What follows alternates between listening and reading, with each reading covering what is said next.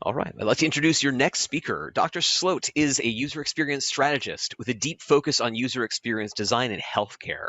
He's been in the UX space for over 25 years, working for both large companies such as GE Healthcare, Lockheed Martin, and Fresenius Medical Care, as well as startups in the business to business and healthcare verticals. His design philosophy is very much grounded in the user-centered design experience, believing that design is a way of being an essential means of communication and cultural growth.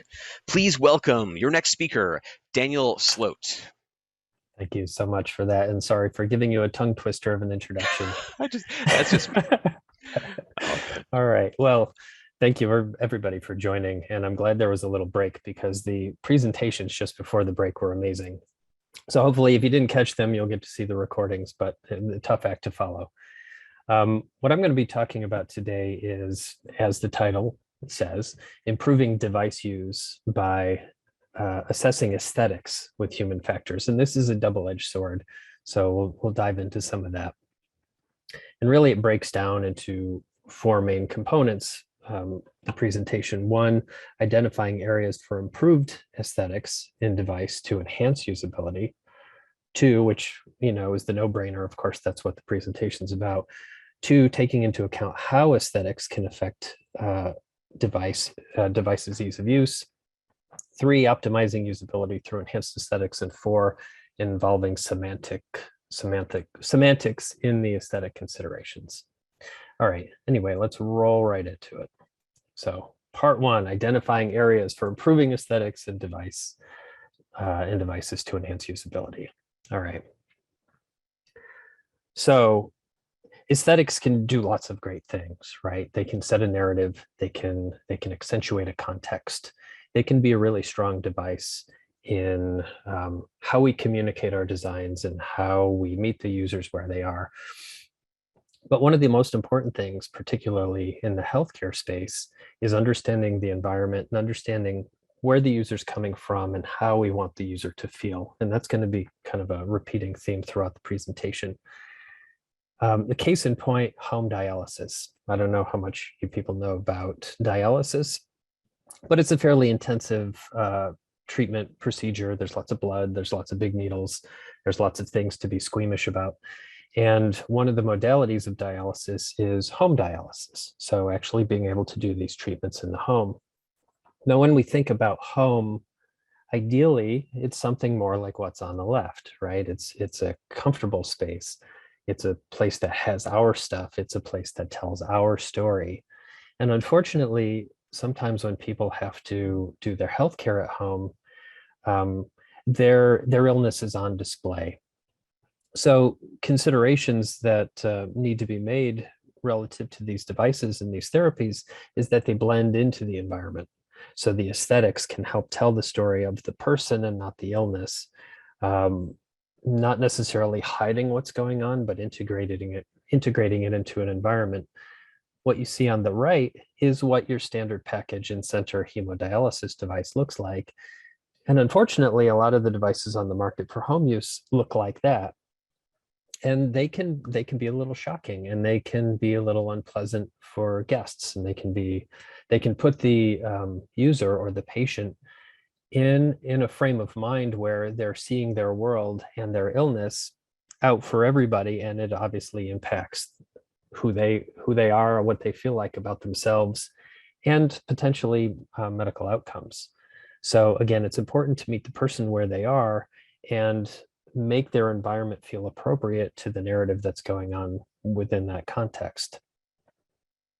Another case in point, a lot of people have seen this at this point. I'm assuming some folks on this presentation have seen it. There was this work, which was a collaboration between GE Healthcare and IDEO. And it's really all about the journey. It's all about the narrative. Background is MRIs are big, scary, loud machines. I don't know if all of you have had an MRI, but if you haven't, it's essentially a giant hole into something of a sarcophagus, and they put you into this hole, and then lots of loud banging noises happen, and it's very dark. It can be very claustrophobic, very anxiety provoking. And no exception for children. In fact, children have a really hard time with a traditional MRI. About 80% of children who require MRIs need to be sedated. And sedation adds just another layer of complexity and another level of risk and cost onto the whole procedure. So it's very stressful for families, parents, children, clinicians to do MRIs on children. So the gist of this particular project you're looking at is, what if we change the narrative? What if we meet the kids where they are? And what if we can weave this experience into something that they can handle, that they can absorb? And what would the impact of that be on their experience and ultimately the outcomes? So what the designers in this scenario did is they changed the story, they reframed it. They made it from a big scary hole in the wall that you get shoved into a story. And this particular story you're looking at, and there's more than one, this particular one is like a pirate ship narrative. So everything in the room is part of the story. Every noise is part of the narrative. So when you hear big scary noises, that's part of the story. It might be a cannon going off or something, and there's some adventure and excitement and distraction that's easy for a child to absorb. And that sounds, oh, great, that's fun, right? You painted the room, you put some stickers up, so what? Well, the so what is the sedation rate dropped dramatically. I'm going to mangle the number, but it was somewhere in the 90% rate or something crazy. So risk goes down, cost goes down, anxiety for the children go down, medication goes down, and the MRI is still able to proceed. So it's easier on the clinicians, it's easier on the patients, and it's easier on the caregivers, in this case, the parents. So just by changing the story, by changing the aesthetics, the outcome is entirely different. So again, crafting a journey to meet the users where they are. Second piece, taking into account how aesthetics can affect a device's ease of use. This is where that double-edged sword is that I was talking about before. Actually, my little window's in the way. So most people probably recognize the orange circle on the left of the screen. That's a Nest. It's a thermostat for a home. It's a smart thermostat. It's just a great example of good design. It's very inviting. It's very integrated into the home. It's very humble in its appearance. It's very simple, but it's also very sleek, and the materials and the colors and the contrast they use are just aesthetic parameters, but they make the whole experience seem a little more valuable. The device feels like it should be expensive. It feels eccentric, but it's not. It's just a well-crafted device that fits into a home. So here, aesthetics can create an aura of value. The really awesome thing about aesthetics and that aura of value is they also give you a blanket of forgiveness. So if your device isn't perfect, if there are parts of the workflow that are still kind of hard to use, or users are still making certain mistakes, but only briefly until they learn what they need to do, a series of good aesthetics will buy you a lot of forgiveness over that learning curve. So there's value in it from that perspective. And the aesthetics you apply based on your understanding of the population and what they need can really help you communicate a sense of rapport. You've done your homework, you know what these users value, and you know how to reflect that into the aesthetics. So it's almost like giving the perfect gift. It's not just meeting the needs, it's not just meeting the function, but now you're tipping into that space of desirability, and you're giving them a nod that you understand who they are, what they value, as well as giving them a good functional experience. So in that sense, aesthetics can be a real differentiator. Now on to the bummer, right? So the other side of that equation can be, I think, represented in the image you're seeing on the right. That is not one of the moons of Mars. That's not a planet or anything. This is an example of a pretty beautiful art form that comes out of Japan. It's called Dorodango. But at the end of the day, what you're looking at here is a piece of art that's created from packing and shining animal droppings and or mud. So it's a polished turd, right? That's what you're seeing. At the end of the day, it's a ball of mud and droppings.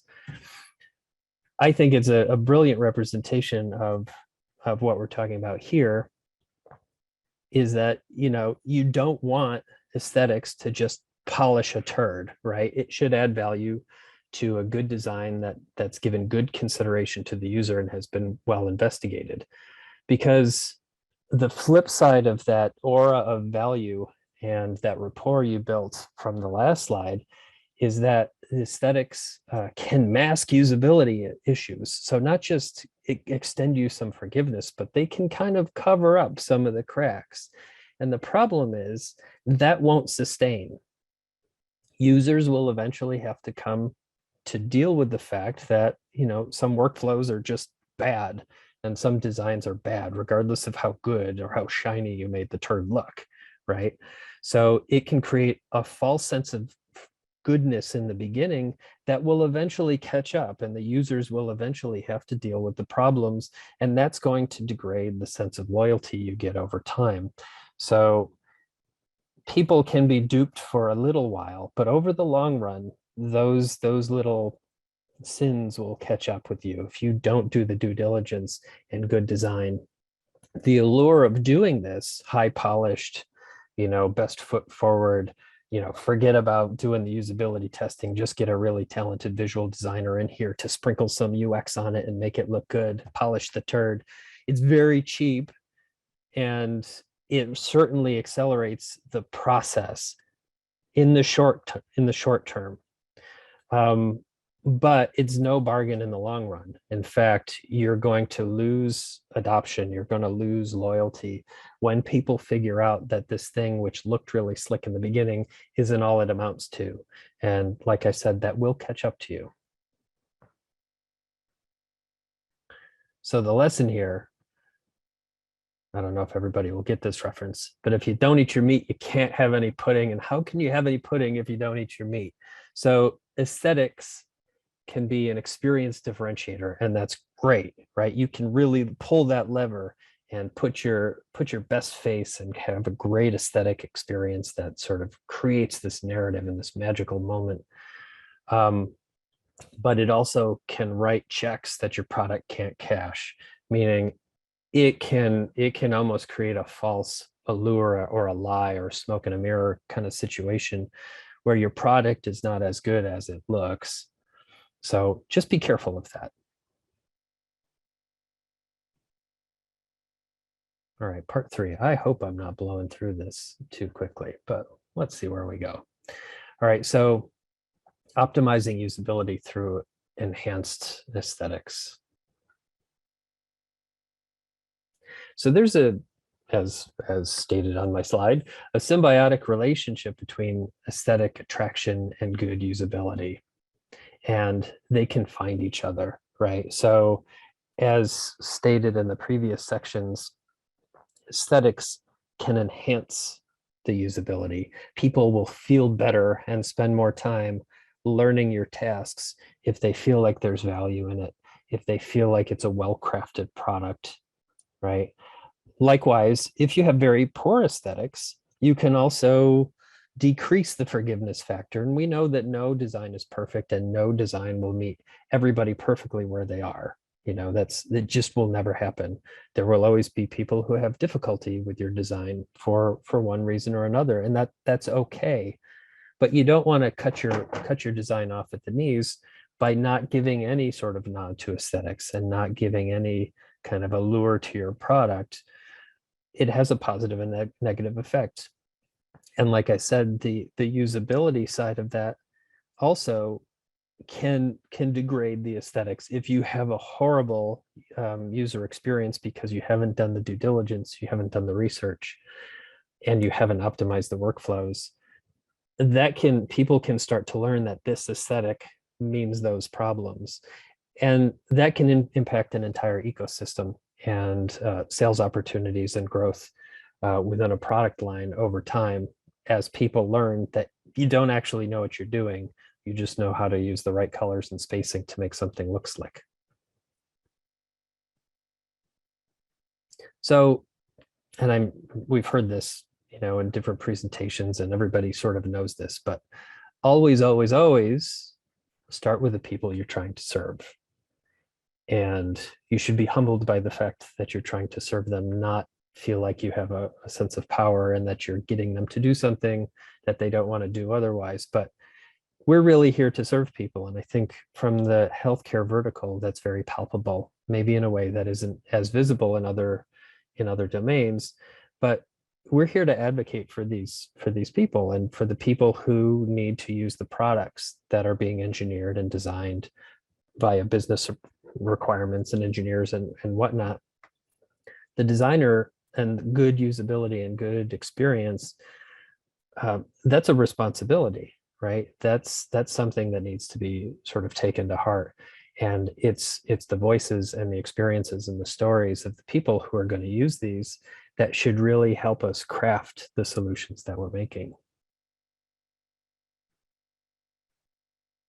So another piece that's sometimes overlooked is semantics and aesthetic considerations. And this I think has at least two dimensions that I'm going to talk about, and probably more. Language is as important as aesthetics, and some people like myself will couch language into the category of aesthetics, even though it isn't necessarily visual aesthetics. And this all starts with understanding, right? And it's about creating trust, and it's about establishing narrative. And one thing that we need to acknowledge as designers is that we're not purely objective.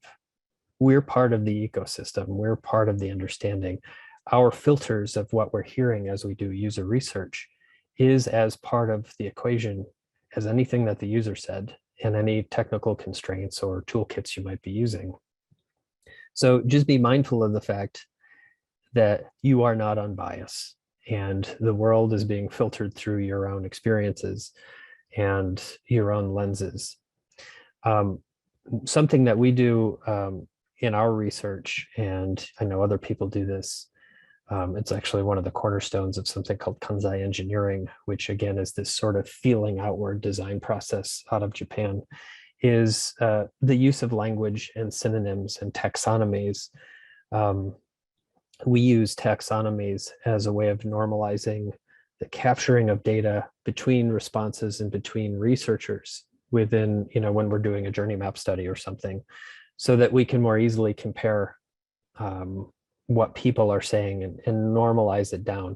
Now, there is information that's lost in translation that way, but it's a good way of creating comparable structures of data so that we can see bigger pictures emerge from the information that we collect in open-ended conversation.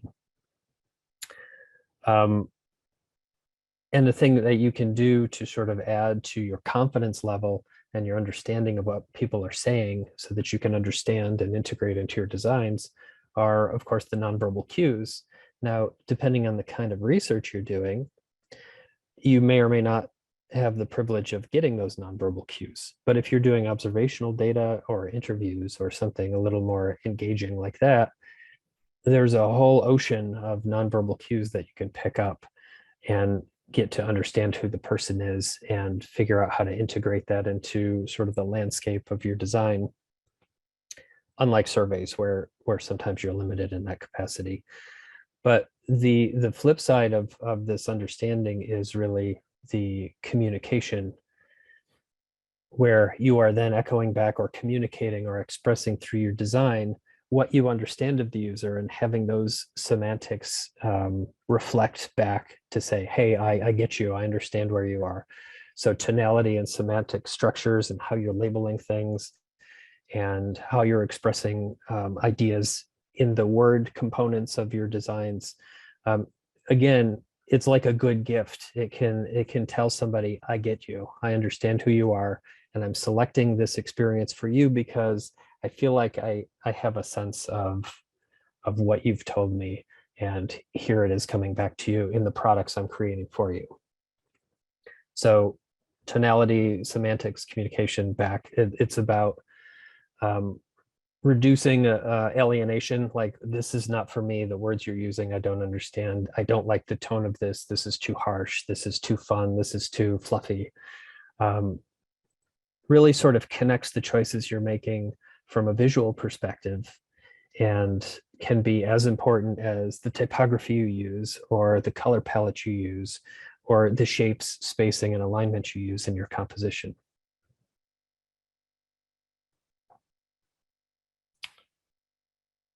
All right, so key takeaways here. Aesthetics are the consequence of a healthy design process, and they shouldn't be done on their own. You should never try to circumvent the design process and jump right to aesthetics, or start your aesthetics too soon. I know most of the folks on the call probably know that, but you can't put the genie back in the bottle once you've gone too far down. It needs to be the aesthetics need to be a consequence of an understanding process and good design hygiene. Two, aesthetics can augment a well-crafted design and be a differentiator. Great, right? That's the positive side of that sword. But three, don't lose sight of aesthetics can mask usability issues and create long-term problems, which can really degrade the relationship you have with the user and can have ramifications on entire ecosystems of products. And four, knowing the user, where they come from, how you want them to feel, and what you want them to do can help inform these aesthetic choices. And they can show you understand, they can build rapport, and imply a sense of value, as discussed in the first or second section, when framed around the user and their context. So again, you've got the user, you've got who they are, you've got where they are, you've got their context, you have a sense of what they're capable of, and you know what you want them to do and how you want them to feel. And knowing those different elements is going to help you craft that vision of a product, that vision of an experience that will be represented in the work you do. All right. So I'm not sure how I did on timing there. I was just sort of looking at it. 5 minutes. Awesome. Yeah. All good. Great. So we have 5 minutes. Yeah, so put your questions in the Q&A box. We should have time for, maybe 1 or 2 questions depending on timing. And someone has already put it in the Q&A box and people have upvoted it. Just a note that it's an excellent metaphor with the polished turd example. I think we all enjoyed that. That was a delightful example of that. That was it jewelry? What was that physical thing? It's called Dorodango. And it's just it's a kind of art form where you're just packing so and polishing. Yeah. It's really cool. So we do have a question so far. It's kind of a pretty open question, but I'll be curious to see what you think about it. It's an anonymous question. How do you apply aesthetics in interface design? Yeah, so interface design has a lot to do with aesthetics, right? And it's Definitely all about telling stories. Some of the obvious choices you need to make from an aesthetic perspective. This is where aesthetics and accessibility and usability sort of intertwine. And you might say, well, I'm making this choice because it's an accessibility choice or because it's an aesthetic choice. But the palette you use can help create your story, right? Like if you're developing something, let's say for children, you might lean into the more primary colors or even the pastel colors to make a more inviting experience. There's a lot of research around, angular corners versus rounded corners and how that aesthetic either invites you in or sets up sort of an alert state. So those aesthetics can be a real vehicle for telling a story. And when you're creating a user interface, whether you know it or not, you're telling a story, right? You're inviting somebody into a narrative and you're expressing that story to them through the choices you're making in terms of white space and alignment and typeface and all of these other things, which create the voice, which is behind the curtain of your design. So it's all about aesthetics. It's all about accessibility. It's all about usability. It's all about all of those things at the same time. So you can't exactly tease out and go, now I'm doing aesthetics or now I'm Yeah, doing accessibility. brilliant. I think we have time for one more at least. Let's see. So someone asked, design systems are forcing aesthetics to be used up front, even on drafts. How do you deal with that? How do you solve that? That's a tough one. That's a Mm, tough one. So the good thing is a lot of design systems um, have a pretty vanilla baseline good set of aesthetics, right? They're pretty unoffensive to most people. They tend to use a good balance of color and use color relatively conservatively and really get into sort of Jacob's law of this looks like everything else out in the universe, right? So therefore you should do it this way. Um, the good thing about the kits that are out there and the systems that are out there is that usually if you know what you're doing, you can help uh, lean it or twist it or torque it towards a brand and a message. So you can change the fonts. Now and you can change the color palettes and you can um, try to tell a story that way. But it's a balance, right? It's time and cost and time to market versus I'm going to craft an experience from the nuts and bolts up on my own, and I'm going to take 12 years to do it. So there's always going to be a trade-off when you're using a system, but usually, especially the more contemporary systems, are flexible enough to allow you to inject your aesthetics into them. awesome. And maybe we have time just if you can say a few words about aesthetics impacting accessibility. Right. Well, those are sort of two independent dimensions, I would say. Nice. You could, so if you're, let's go back to the pastel example. Mm-hmm. We know that the WCAG standards for contrast ratios are 3:1 for colors that are side by side and 7:1 for fonts against their background. When you get into the really intense, highly saturated spaces where things might be really bright, just you need to be very mindful of the relationship between your colors and your composition. When you're drifting into that pastel land, you Mm-hmm. want to do the same. When you're in the primaries in particular and going for like pure reds and pure blues and whatever, it's really hard to get a good 7:1 relationship against a red background. I mean, with pure red, there's just, you can't do it. It doesn't Wow. exist, right? Yeah. Unless you get your font super, super, super big and then Mm. can kind of trickle back on the AA standards. But in my line of work in healthcare, we try to be AAA in everything we do because Wow. so many of our users are compromised Yeah. visually. So getting palettes that are sensitive to color deficiencies and try to stay on top of the AAA 7:1 contrast ratios and 3:1s between things, or creating good white spaces between areas where you have to have differentiation. Um, it can change something about how you express your story, but usually a good designer will be able to work within the guidelines of accessibility and still be able to have the right aesthetics to communicate the narrative. Awesome. All right. Thank you so much, Daniel Sloat. Please put your in chat. Go to sending out to everyone, so we all, because we can't applaud, but we can hear each other saying thank you in the chat box, so to speak, not literally hearing. Thank you so much, Daniel Sloat. All right, thank you.